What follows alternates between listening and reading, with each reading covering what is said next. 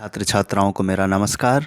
मैं फिर हाजिर हूँ आपकी 8वीं कक्षा की हिंदी की वर्कशीट को लेकर।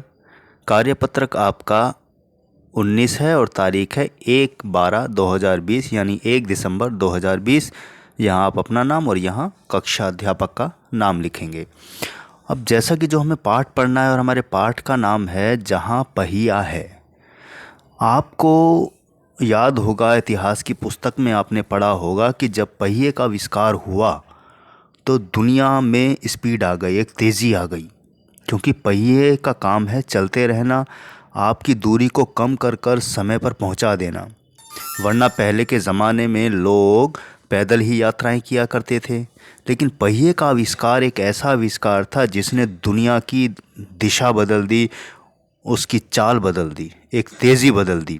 तो आज हम ऐसे ही एक इस पाठ में जहाँ पहिया है, एक तमिलनाडु का एक ज़िला है पुडुकोट्टई, उसी के बारे में जानेंगे जहाँ महिलाओं ने साइकिल को चलाना सम्मान की बात समझा, आज़ादी की बात समझा, समानता की बात को समझा।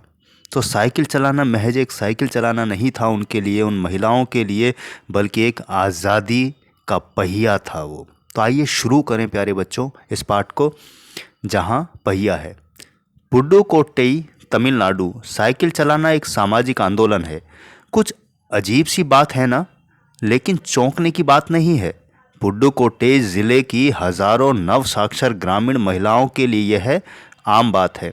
अपने पिछड़ेपन पर लात मारने, अपना विरोध व्यक्त करने और उन जंजीरों को तोड़ने का जिनमें वे जकड़े हुए हैं, कोई ना कोई तरीका लोग निकाल ही लेते हैं।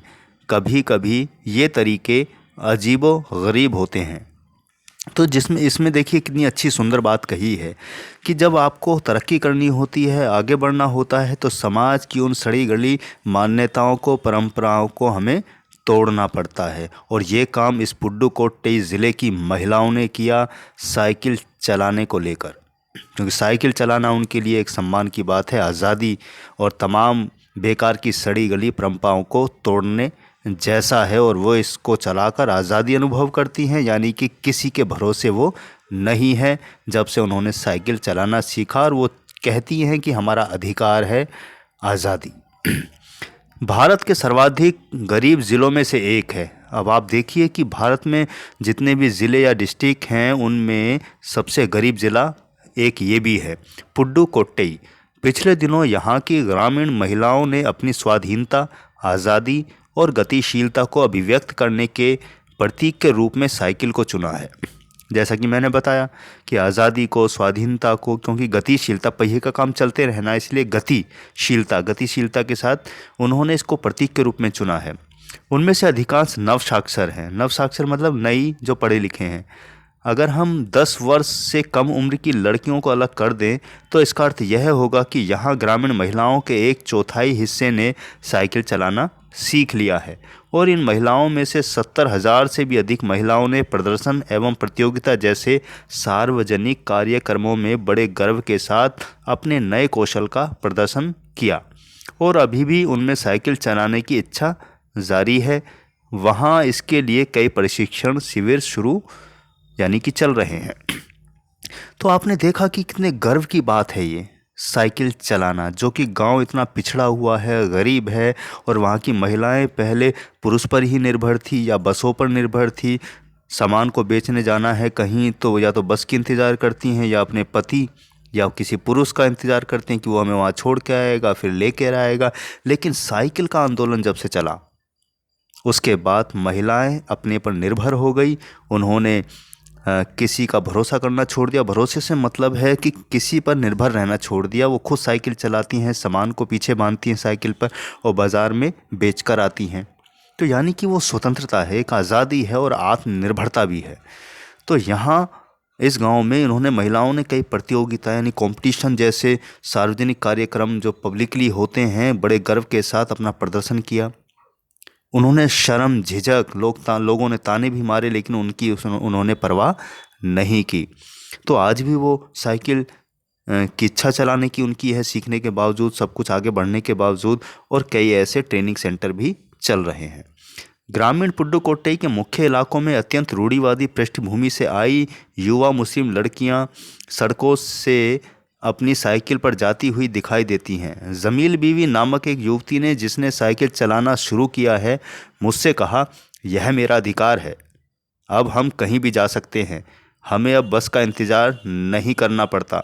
मुझे पता है कि जब मैंने साइकिल चलाना शुरू किया तो लोग फप्तियां कसते थे, लेकिन मैंने उस पर कोई ध्यान नहीं दिया। तो प्यारे बच्चों, देखा जमील बीबी ने क्या कहा कि वो बहुत ही मतलब रूढ़िवादी यानी पुराने ख्यालों जैसे परिवार से आई, जहाँ महिलाओं को आगे बिल्कुल नहीं बढ़ने दिया जाता, पर्दे में रखा जाता है। लेकिन उसने साइकिल चलाना शुरू किया और उसने कहा कि ये मेरा अधिकार है, अब मैं कहीं भी जा सकती हूँ, किसी पर निर्भर नहीं हूँ और ना ही किसी बस का इंतज़ार मुझे करना पड़ता है। देखिए, आगे बढ़ना है तो लोगों को इग्नोर करना सीखिए।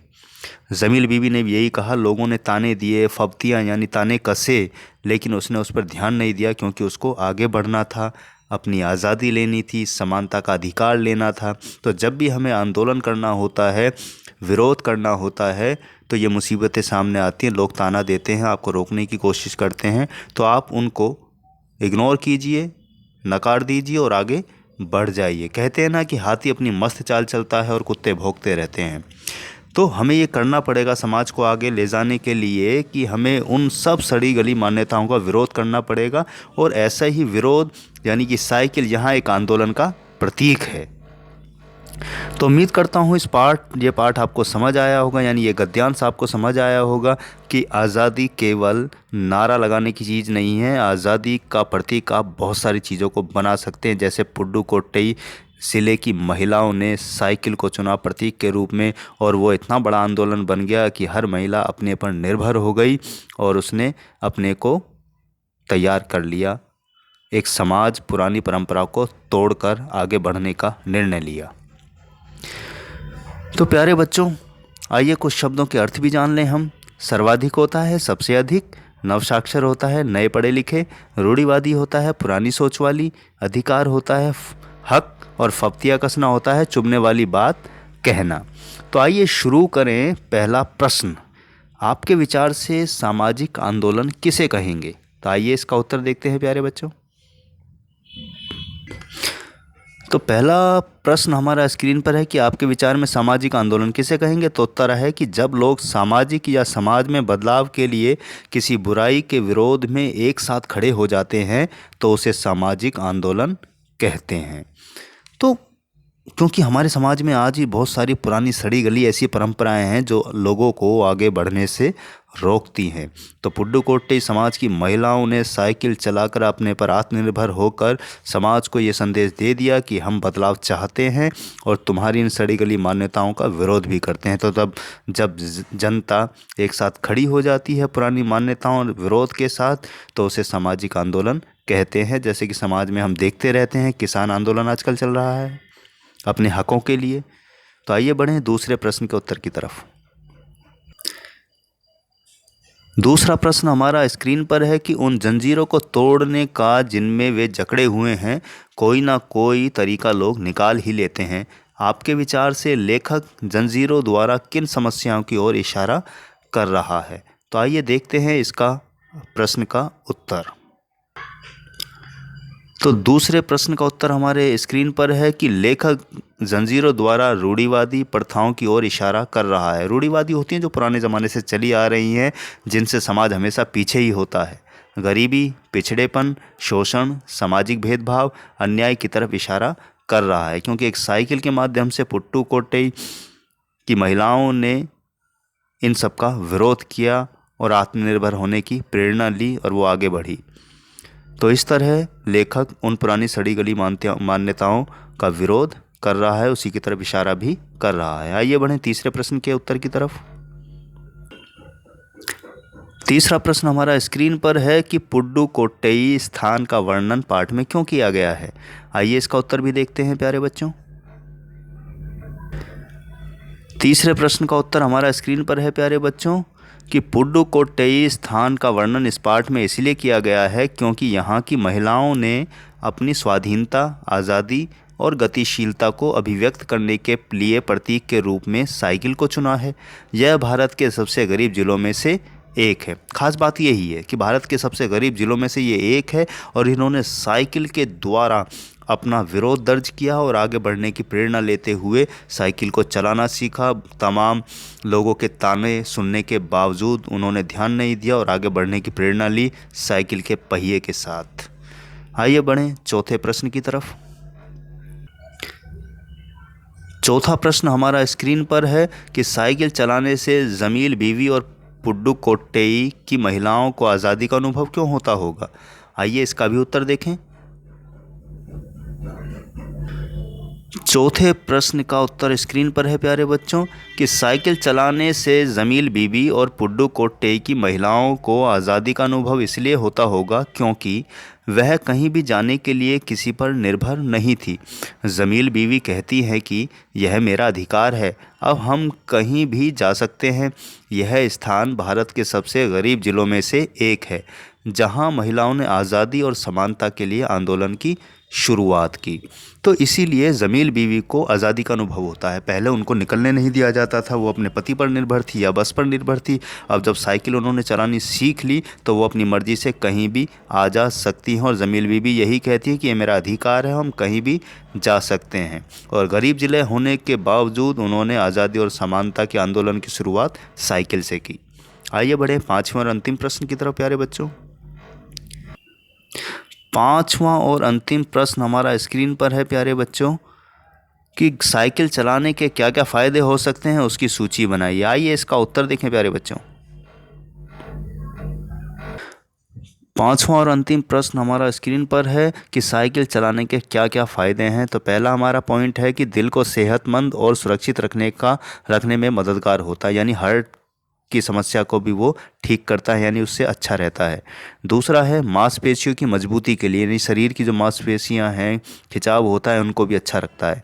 तीसरा वज़न घटाने में साइकिल फ़ायदेमंद है। चौथा इम्यून सिस्टम को भी बेहतर बनाता है, आपकी इंटरनल पावर को भी बढ़ाता है।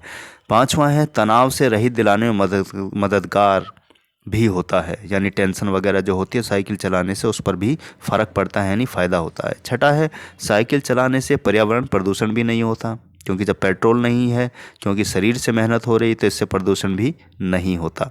सातवां है इससे समय की बचत भी होती है, अगर कहीं आप जाते हैं तो एक्सरसाइज भी होती है, आपकी कसरत भी होती है और आप पहुंच भी जाते हैं। तो इसके अनेक फ़ायदे हैं। आप साइकिल चलाना ज़रूर सीखिए, अगर नहीं है तो अगर आती है तो साइकिल से ही आना जाना शुरू करें, स्कूटर या बाइक की अपेक्षा।